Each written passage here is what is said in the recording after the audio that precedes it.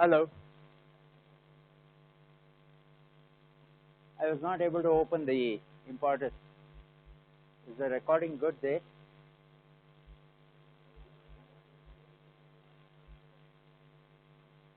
No, you should make your own login ID for imported with your bits email, and that's what's going on, huh? Okay, so you have no entry into CMS either? Yeah. Yeah, I think this position is not great.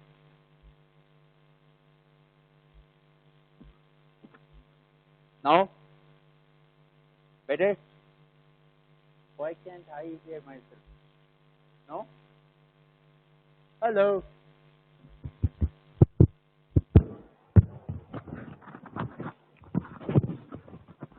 No good.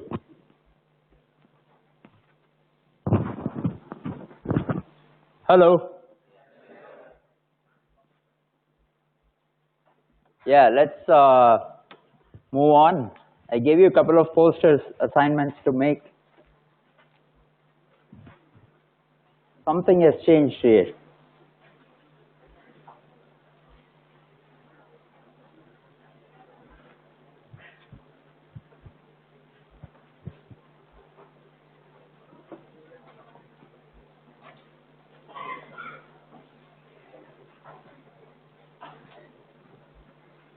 Yeah, great.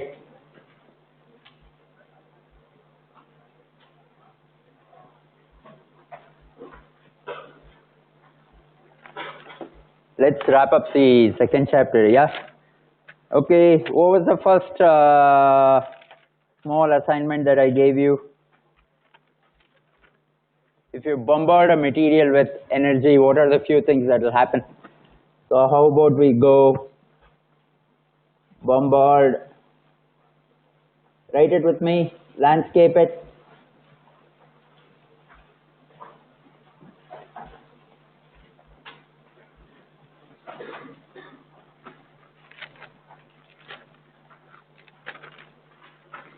Okay, anybody can go, start. 1 second, it could be any kind of energy, right, from physical, mechanical, electrical, laser, microwave, sound, basically physical energy. So any energy. Start slowly. What are the few things that could happen? Huh? Okay, so what would we call that as? Dissipation. Is that fine? Don't confuse dissipation with dispersion. Two different things. Dissipate, it will dissipate. Like your wheel moves on the road, it rubs on the road, you get friction, you get heat out.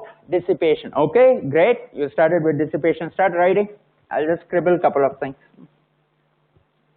Make nice boxes. Like I said, I'm going to have a best poster award during the midterm. We're going to have, at least this class is going to set up posters in the LTC, and then I'll give you prize money. First prize, second prize, third prize, and some consolation. How about that? Yeah? Okay, let's do that. So, dissipation. Keep going next. Just say transfer. Conduct. Can I say conduct? Transfer, conduct. Okay? Conduct. Convert. Change of state is phase transition. So, okay, if you want to put that as phase transition, okay, put it. Third thing, he says, solid becomes a liquid, liquid becomes a gas. Okay. Phase change, phase transition. Okay. So first thing is dissipation, second is conduct, start writing. Third is phase transition. Fourth, I will tell. How about tearing? Tear, deform, tear. That's mine. Deform, tear. Keep going.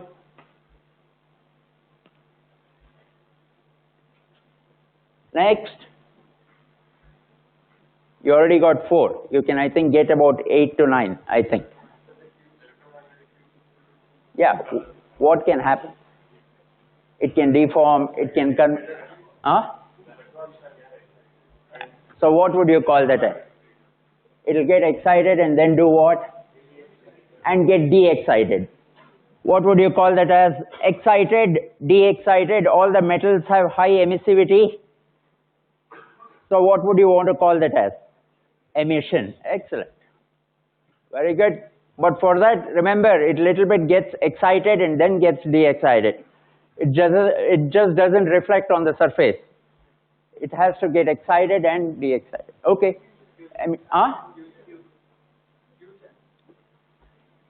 You just say reaction. You can put that in a box like reaction. It can. It's already moving. That was the last class. Everything's already moving. Otherwise, I wouldn't be here. Yeah, very good. So emission, I said deformation. Keep going. Then you said reaction. Okay, very good. Next.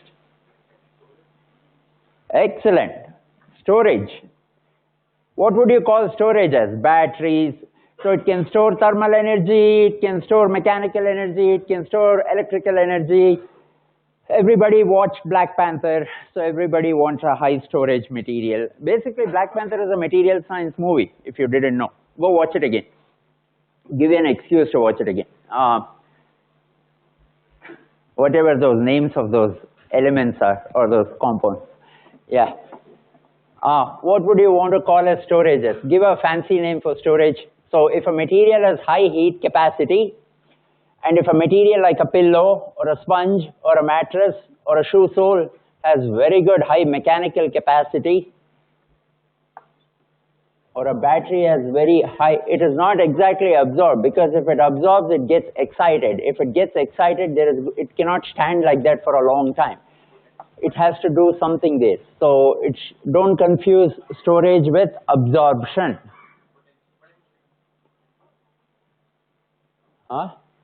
Yeah, but for you to have that storage,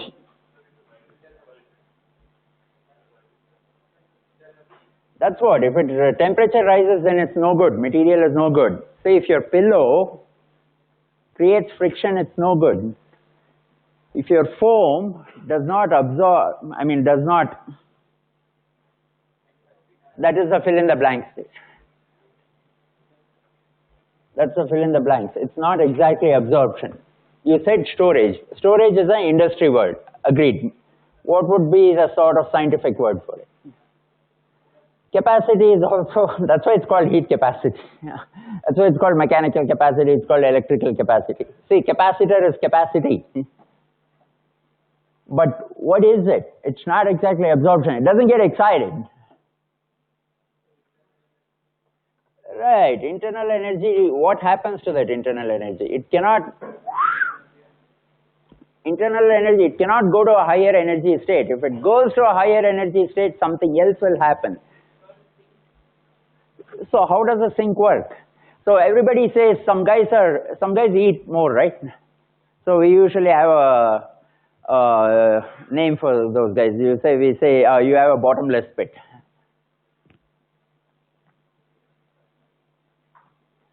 That's what sink is. So what is happening there when you start loading? Because it's not getting absorbed or it's not getting transferred because you want it back, correct? You always ask for it back. Otherwise, a pillow and a foam will not come back to its original shape. I hope you remember that. We are all such greedy people. Our wish list is like, take more, give everything back, go back to the original state, and I want to do this another 1,000 times. Then it's a product. Only then you pay, right? Otherwise, I think you don't pay for the mattress. So, it cannot get transformed, a chemical reaction cannot happen there, nothing of that sort. It has to be reversible, you got to get it back. And you got to run the cycle how many times you want it to run. Yeah, don't say elastic, it can be anelastic also, it's reversible. Don't confuse reversibility with elastic. It need not be linear, it can be non-linear. So you said the correct industry words. Capacity is correct, storage is correct, but so go with your heat capacity. If you say material has high heat capacity without developing friction and the temperature rise, what is it doing to the energy input? Louder. Increasing entropy.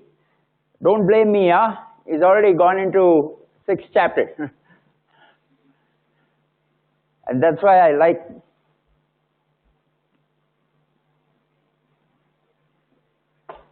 Ask him.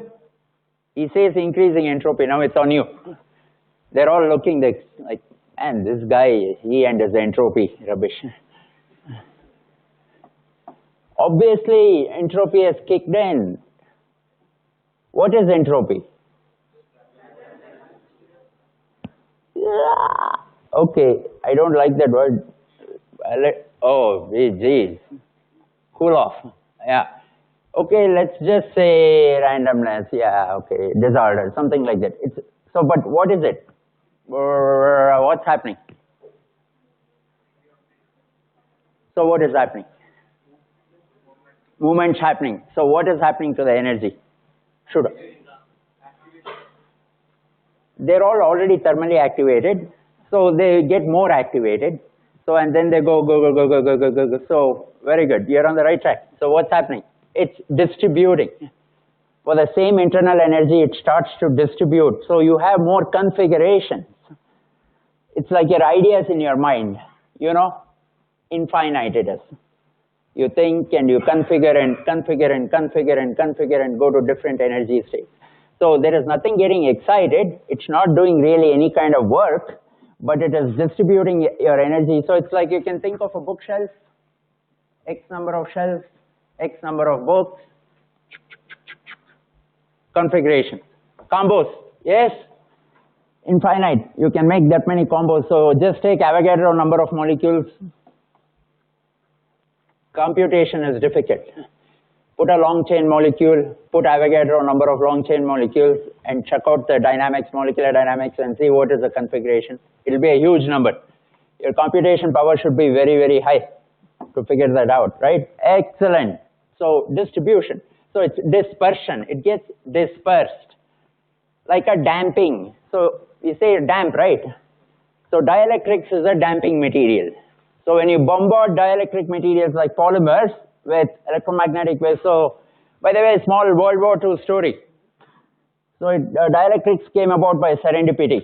So Germans always knew where the British ships were, and because the reflection would come back.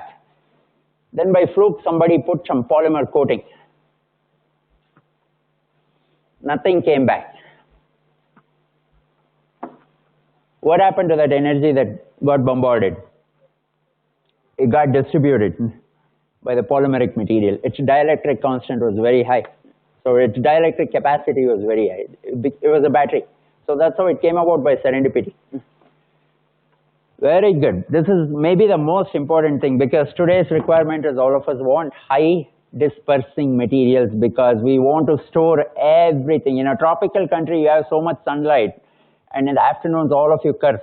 I mean, not right now, some rain's going on, but when it gets really hot, but many of us actually think, I wish I could capture all this in a bucket, right? All that afternoon sunlight, and then I can use it in the evening, or I can use it tomorrow. Don't we? Because it's so much. In a tropical country, it's blaring right in a perpendicular direction, right near the equator. Yeah? You have so much sunlight, but we are not able to hold it. So you need to find a way to hold it. So how do you hold it? You have to create high entropy materials that have tremendously high heat capacity. Have you noticed in all your houses, concrete is amorphous, disordered material? What happens to all the sunlight that gets bombarded on it? Sort of gets distributed. Evening, what happens? The gradient is cooler outside. You actually sweat between 4 o'clock to 7 o'clock. And you wonder, the sun is going down and why are we feeling so hot? It's coming back out. Coming back out from the walls. Concrete is a very high, cement is a high heat capacity material. As all of you know, actually, if you walk on the concrete asphalt, you will know. Glass is a high heat capacity material. You keep your face near the glass, you can actually feel a lot of heat. Metals. What does metal do with the energy? What was the word that you said? Transfer, conduct. Anything else? I would go again, one more, my turn. Reflect. It's not the same as emission. Reflect. It's just a surface reflection. Reflect. Can you go a little more optics on me here? Because I brought up reflect. Finish up the optics. Diffraction. Refraction. Scattering.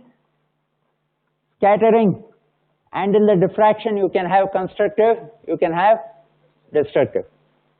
I think like this, if you do it, you'll just make it comprehensive. Maybe here and there I'll leave out something, you can fill it up. Anything left out, you can fill it up. Very good, very good. I think it's great. Shall we do one more poster? Is this good? Examples, will you take care? Yeah? I just like I'm an amorphous material guy, so a lot of my focus is on entropy only. So that's basically my area. So I'll focus on the entropy part, you guys focus on the doing the work part and the heat transfer part, which is the enthalpy part. I will worry a lot about the inherent entropy inside the material. I just read out the overall free energy equation, if you didn't realize. There's the enthalpy part and the entropy part in a free energy. Yes? Delta G is equal to delta H minus T delta F. Okay, very good. Take care of the examples. One more poster.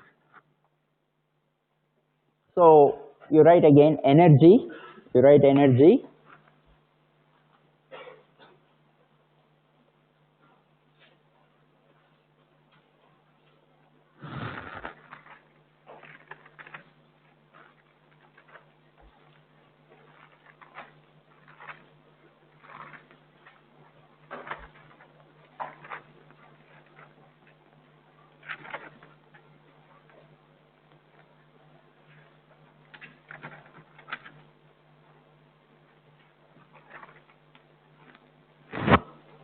Little bit come from molecular scale, sorry, actually come from atomic scale to macroscopic scale. How about we do that?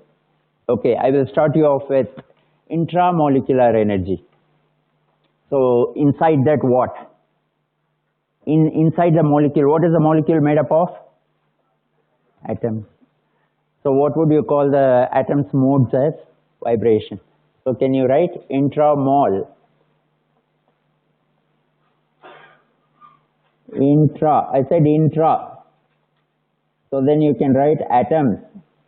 Then you can write vibration. So which energy would that be? Vibrational energy.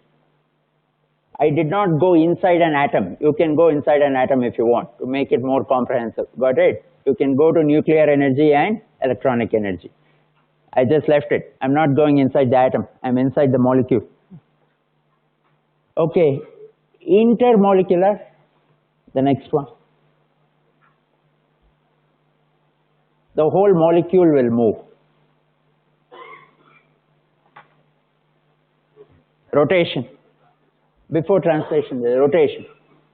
Rotational energy. And then the configurational energy, which is the translational energy.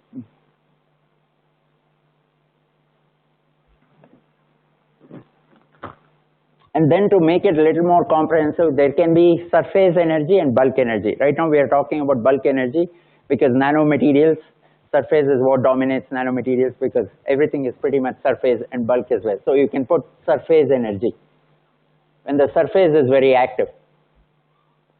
Like our skin, surface. And on the surface, what are the two most common phenomena that you see? Absorption. So there is the adsorption energy and there is the absorption energy. I have not entered into the atom. You can put that also. You can put nuclear energy and electronic energy. Subatomic, atomic, molecular, intermolecular, surface, adsorption, absorption. I think you're done. So fluid moving,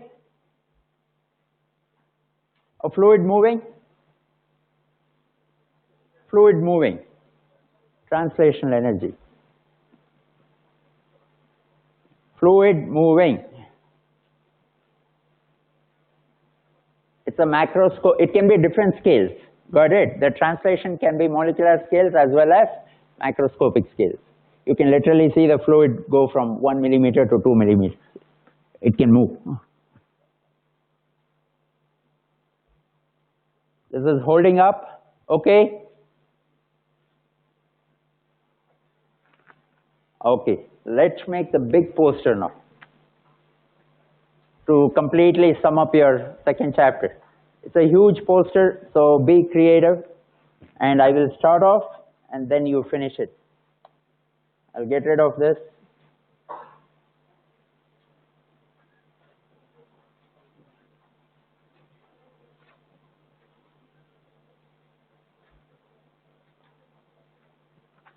Okay. This is very comprehensive, but you are free to write however you want to write. Yeah? So shall I just start?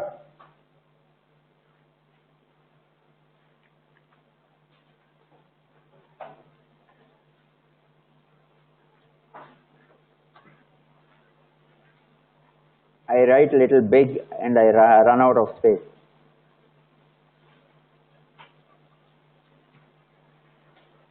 That's my starter. It's like a mind mapping. It's an open canvas. You're going to paint. I think all of us are painting. However your mind goes now, I will go with you. Because I think eventually you're going to fall into some box or the other. So no pressure. Go however you want. I just put system. So you know what it is, right? It's like your mind should work now. I just give you 2 starting points. I put system, surrounding. Huh? Types of system. Excellent. He wants to branch out into types of system. So what you do is don't use 3 boxes for it. Use 1 box. So just go, make it vertical like this, types, put open, close. You can leave out isolated. If you want to put isolated, you put isolated. It's up to you. And then next to the open, give me an example. Example. Huh? Coffee cup. Okay. I think all of you know there's energy transfer and mass transfer. So just however you write it, because if I start writing it here, I have no space. So I'll just write one time. Open. Then I think you can put one small box, make a triangle for an example so that you know your icons. And then you can write coffee. And then be creative. Paint however you want. Then you can write mass, M and E transfer. So if you understand, if you don't forget what is M and E, you can write M transfer, E transfer, like that. Below the open you write closed, put another triangle. Give me an example for closed. Huh? I'll just say speakers. Speakers. Earphone, speakers. Give me one more example. I said speakers. Some other. Give me a fancy example for a closed system. Fancy example. I wish you said sun. Just kidding. Yeah. Yeah, light bulb. Light bulb, sun, sunlight. Okay. Next, how would you branch out? Very good. He did his part. He saw the system and he saw the surroundings and he started branching out on the system part. I'll give you another hint if you want. I'll put something like this. I mean, I don't like to use the word properties. I will say stimulus or stimuli. What is our common stimuli in our life?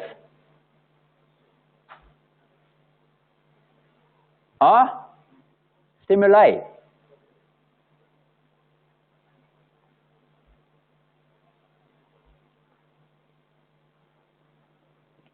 Sufficient. For now it is sufficient. I put T and I put P. So it's change in temperature. It's not exactly T and P. The stimulus will always be a change. So delta T, delta P, dt, dP. You can just put it as Tp. So that is another hint I'm giving you right now. Now it's for you to branch out again. We are trying to complete the entire thing of everything about the system, surroundings, the stimuli, the response, what type of processes, and what type of instruments we use to measure these, what are the standard materials that we use, what is calibration. I'm trying to finish up everything in a chapter, in a poster. Okay, so I gave you a hint, Tp. Branch it out.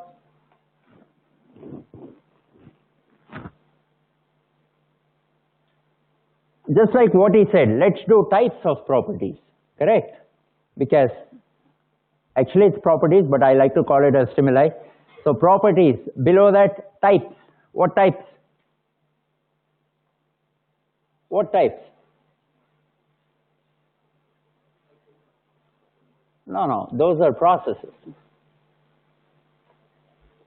Excellent. Extensive, intensive. Can you write, again, put a triangle for intensive, give me a couple examples. For extensive, you put a triangle, give me a couple examples. And you can write your little bit of definition of intensive and extensive. Intensive doesn't depend on how much is there. Heat capacity depends on how much is there. Joules per gram, or per mole. The intensive is nothing like that. You don't normalize with how much is there. You don't say degree C per gram of Hyderabad. Yeah? Okay. Of air in Hyderabad. You don't do like that. Intensive does not depend on how much is there of the material. Extensive depends on how much is there. You normalize it. So what are the examples for intensive? I've already written. Tp and density. Density. Lot of examples for extensive. I said heat capacity, internal energy, entropy.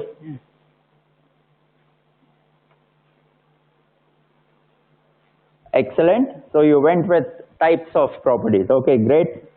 What else will you do to diversify Tp? That is one thing he did. With Tp, he took it to types of properties and he finished that part. So if I go T independent and P independent, what do you want to talk about it? State and path. Okay, what do you want to say about state? The direction of the heat flowing. What do we call that as? How do we put it in a box? So when you have temperature, either that heat has to,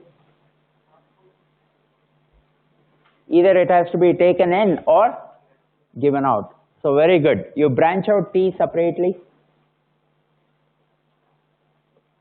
Endo, exo. That's the first thing that comes to your mind, temperature. Endo, exo.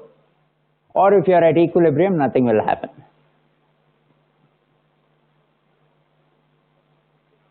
Endo, exo. So if you take it to the real sense of applications, what are we talking about? What is the appliance for endo? No, where do you see it? Where do you see endo means? So is evaporation endothermic or exothermic? Is evaporation endothermic or exothermic? Louder. Who still thinks it's exothermic? Evaporation is Endothermic. It's taking in heat. So for endothermic, you can say evaporation. Now give me an appliance that uses evaporation. Appliance, electrical appliance in the mall. Give me a gadget. Cooker, boiler, geyser, boiler. Evaporation. Endothermic. Yeah. Not that difficult. Exothermic? Oh, very good. Really? Which heater have you used? Why do you need heater in Hyderabad?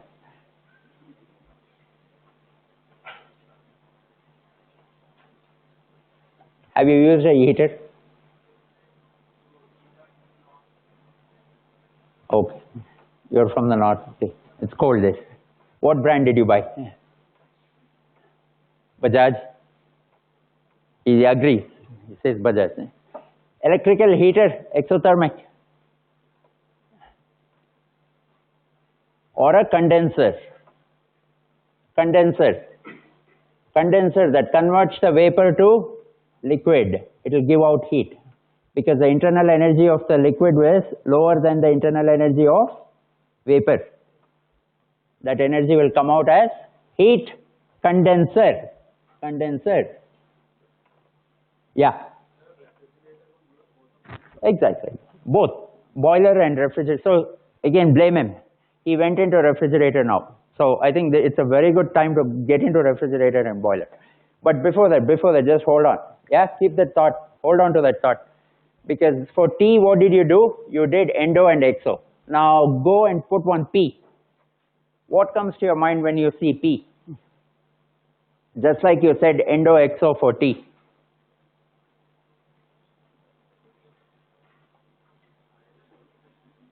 Louder. What is high pressure, low pressure? So if high pressure, what is that? Low pressure, what is that? Compression.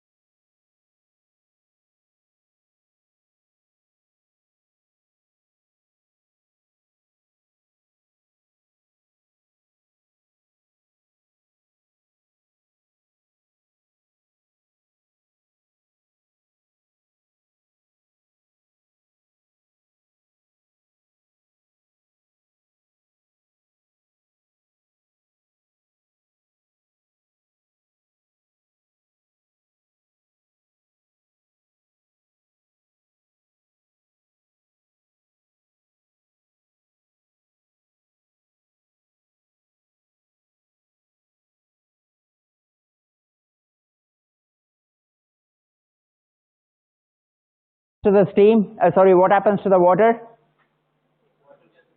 Gets heated up and it becomes a vapor. So what gadget will you use? What appliance you will use? An evaporator. An evaporator. Very good. So now you got pressure, you got vapor, but that vapor is not enough to do work. Correct? We have a boiler plant because we need some kind of work out of everything, correct? Simply making a vapor will not give you work. Somebody said balloon and leaf blower, right? To make that vapor to do work, what do you need to do to that vapor? You got to compress it and really get it activated and restless inside so that when you open the valve, it should burst out. Compressor, so that takes care of your compression. The vapor gets compressed.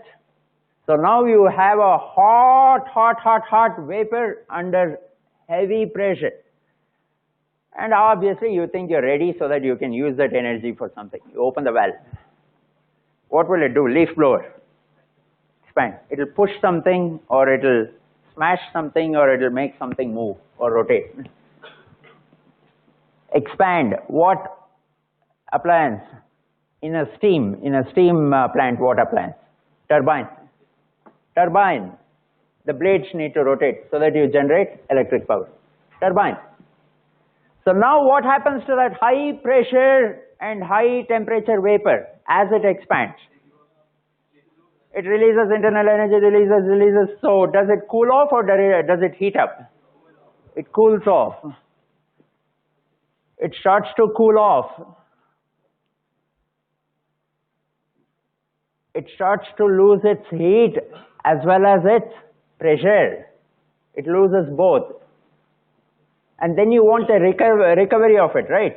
Because this, you want it as a cyclic loop to run it over and over again. So you take that low pressure and cooled off vapor and convert it back into water, condenser. So this is the exothermic condenser. So you got endothermic, then you got compression, then you got expansion, and then you got exothermic. Endo, compression, expansion, exo. That's your diamond. You can write a diamond. That's why I said I leave it to you to be creative. If there are 4 things, write a diamond. If there are 3 things, write a triangle. If it's examples, put some cloud. You make your own logos and icons. Yeah? Write it in such a way that this should be retained in your head for a long time. That's the whole point. You don't need to, study. So will you take care of the refrigeration just like this? I will leave it to you. Yeah? So you have a refrigerant, which is like a liquid. And if it wants to be a heat sink, it should take the heat out. So it should be endothermic. Then you can keep going, endothermic. So then what will happen to the refrigerant? It will change from liquid to vapor. And then what will you do with the vapor? Why do you compress it? Why do you want high pressure? Because it can easily be condensed back. That is why. So if the refrigerant, you start with the refrigerant, the first process is endothermic, where in the refrigerated space, it will take the heat and it will cool off your refrigerated space, and that refrigerant behind will become vapor. And then it will go into the compressor, get compressed so that it can easily be condensed back, liquid, back again. And that's the loop right there. You got the loop going. That's all. That's your thermodynamics. That's your chapter. Hey, for YouTube video, you don't need to need any ID or anything. Get on the YouTube video. Oh, by the way, okay, sorry, I didn't tell you. Type Karthik Venkatesan on YouTube. Go to my channel. And if you type energy, I think you'll get basically this whole thing is there in a 16-minute video. Sorry, I didn't tell you last time. I thought you'll get your password or whatever. And get it. What else now? Move on, finish up. Very good, you did intensive, extensive. Now you said surroundings, right? No, let's not worry about the entropy. How about you put one and finish off the processes? Typically with TP, what kind of processes you can have? I'll just start off isothermal, isobaric, isochoric, adiabatic. Examples, you can put examples and write your examples. Don't forget examples, guys, main thing. And then I'm going to put one more system. I'm going to write something like this, boundary. So basically I'm saying moving boundary or a stationary boundary. So that's my hint to you. A moving boundary is what kind of a system? Control mass or control volume? So boundary, like a balloon can move. The balloon's boundary moves.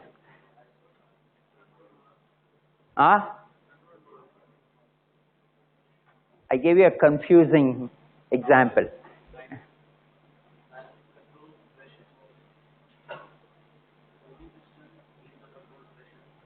Moving piston, the piston will move inside a system.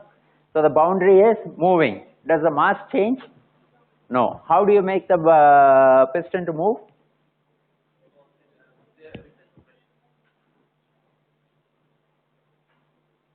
So control mass means the mass is controlled. What is changing? Volume is changing, which means the boundary inside the system can move. I mean, you can look at balloon as a controlled mass, but then you will also say, I am loading more air molecules inside. But you can look at it like this. After a certain plateau of loading the air molecules, the balloon will still move, right? Because the surface will stabilize. So that is actually a control mass. So, but if you don't like that, go with your very classical control mass, where you have a small box inside, and the number of molecules inside of the gas or whatever remains the same, but the volume will change. And how do you make the volume change of that? You heat it up. If you heat it up, the volume will change. It will move, yes. What happens is to the intermolecular packing of the gas molecules will change. The density will change and it will move, it will expand and it will push the piston. Yes? Give me where have you seen an example of this? Of a control mass, give me a better example than a balloon. Huh? See, actually I like what he said. It's not just temperature has to make it move. Even it can be some other air from outside, high pressure can make it move, correct? But that air should not come inside because the mass should not change. Mass should not change. Give me an example. Can we call these pressure gauges, the pressure gauges, as control mass? How do you measure pressure? You take the gauge, it has got a dial. So it will say for 60 psi, it will move. But what is making it move? So I want you to measure the automobile, the tire pressure. What do you do? The tire pressure, the air inside the tire is compressed and it's bombarding, it's at a high pressure. How do you measure it? How do you measure it?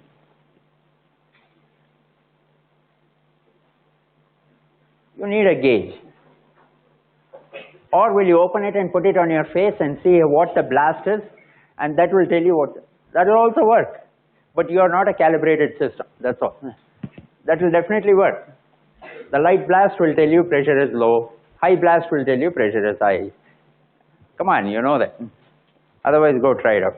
So, same thing. So what do? You put a pressure gauge and you allow a little bit of air to come out. What does it do to the gauge inside? There's a small spring-loaded piston is there. It will push the piston. And when it pushes the piston, your gauge will move accordingly to how much the piston moves. You'll get your reading. Got it? That's a pressure gauge. Is that an equilibrium measurement, guys? Is that an equilibrium measurement? When we put a pressure gauge, do I immediately read out, or do I wait for that needle to correctly stabilize? And I do 1 Mississippi, 2 Mississippi, 3 Mississippi, and then I read out and give you the reading. It's an equilibrium measurement. What is the equilibrium between? Whenever we say equilibrium, what's the equilibrium between? The pressure from the tire and the pressure inside the gauge. Got it?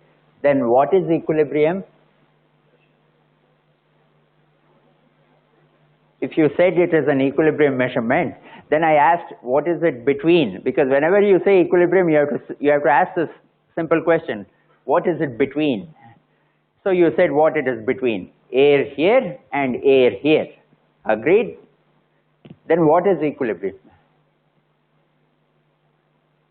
Because you are happy, right? You say yes, equilibrium. Now I'll take the reading and I'll write it in my book. Same thing like your fever thermometers. You take it. What is the instruction? They say make good contact, wait for 2 minutes, then you'll get a beep, and then you take the reading and write it down. So did it equilibrate? What equilibrated there? Temperature on your temple with the temperature on the sensor of your thermometer or the digital thermometer. So then what is equilibrium? Simple question. The state at which? Why you go complicated? Tell me in a simple manner, what's equilibrium?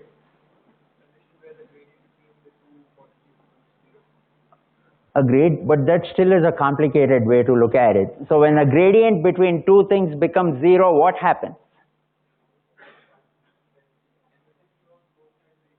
I wish you just said nothing happens. So when nothing happens, you have reached equilibrium. So it's a stalemate, correct? Nothing's going forward, nothing's going backward, nothing's going to the right, nothing's going to the left. There's no heat from your temple to the thermometer, there's no heat from the thermometer to the temple. There's no pressure from tire to gauge, gauge to tire. Equilibrium measurement. So most of your instrumentations, you have to wait for equilibrium. So that is why I said if you put your face near anything, you can actually measure it. Because if you resist that flow and create equilibrium, you will know how much resistance you are offering. That is what is coming from that side. Got it? Create an equilibrium, you can measure anything. How much resistance you put on one side will be what is unknown on the other side. At least what resistance you are putting, you can measure, right? Because you are doing this. So, equilibrium measurements, so common pressure instruments are pressure gauges, and as all of you know, manometers. Heard of manometers? Nothing. Manometer will have a standard liquid or a barometer. Barometers. What does a barometer do? There's pressure here. You have an opening here. It will push. What it will push? The liquid to go to some height, and you will measure that height, and you will have a calibrated pressure for that, and you will read off, and you will say. So then, why for all these devices we look for standard kind of liquids like mercury? Why? What is so great about all these? So we usually need reference materials or standard materials, or I'll say it in a different way. You need reference points, because every measurement is with respect to a baseline. Without a baseline, there is nothing. It's relative to a baseline. So first thing, you have to identify the baseline in every measurement. Then you have to identify which material you'll use because, tell me why. That's little all vague.